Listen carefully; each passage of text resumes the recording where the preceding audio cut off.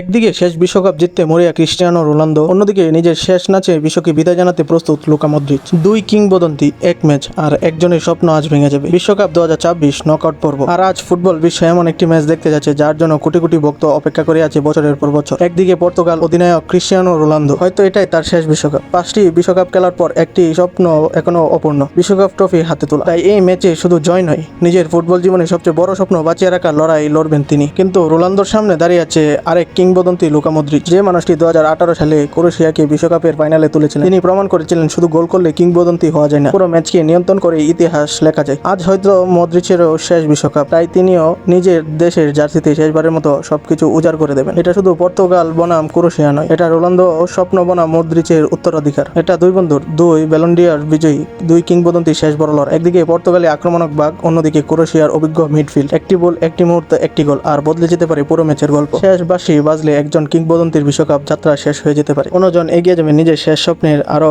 এক ধাপ কাছে। তাহলে বলো, আজ ইতিহাস কার নামে লেখা হবে? ক্রিস্টিয়ানো রোনালদো নাকি লুকা মদ্রিচ? কমেন্টে এখনই তোমার প্রেডিকশন জানাও।